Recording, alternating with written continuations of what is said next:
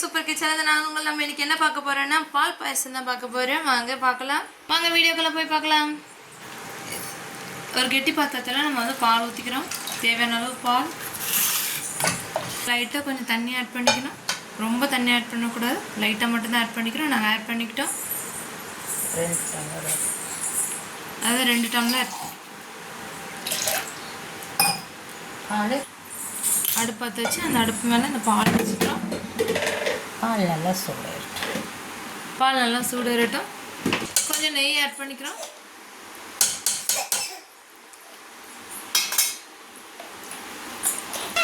இந்த மாதிரி லைட்டாக கிளறி விட்டுக்கோங்க.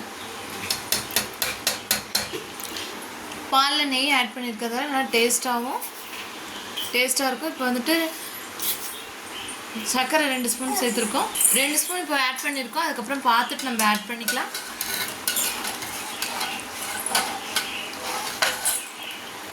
பொங்கி வரும். நம்ம வந்து இது வந்து கிளறி விட்டுட்டே இருக்கணும்.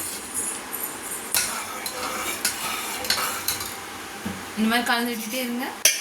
இந்த ஸ்டேஜில் வந்துட்டு நம்ம சேமியா, முந்திரி, திராட்சை இதெல்லாம் ஆட் பண்ணிக்கிறோம்.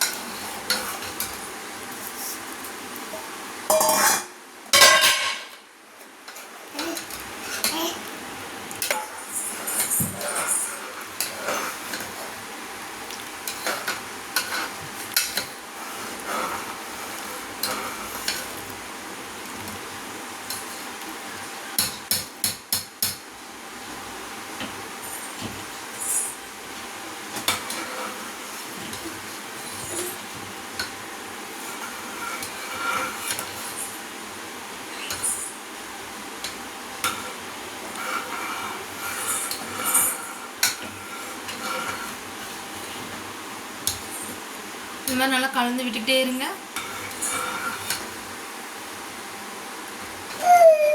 நம்ம விட்டுட்டு அந்த சைடு போயிட்டோம்னா பால் வந்து அப்புறம் பொங்க ஆரம்பித்து கீழெல்லாம் சிந்தி விடும்.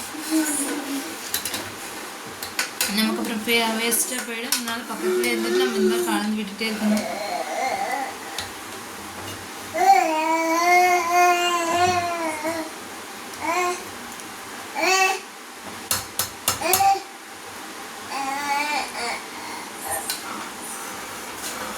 அந்த போட்டிருக்க சேமியா வந்து நல்லா வேகிற அளவுக்கு நம்ம வந்து கிளறிக்கிட்டே இருக்கணும்.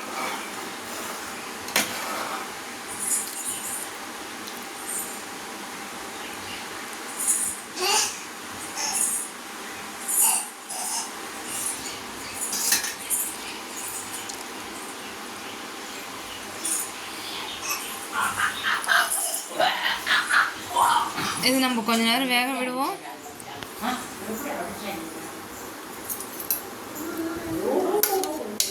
பாருங்க, ஏலக்காய், முந்திரி, திராட்சை நாங்கள் ஒன்றாவே ஆட் பண்ணிட்டோம்.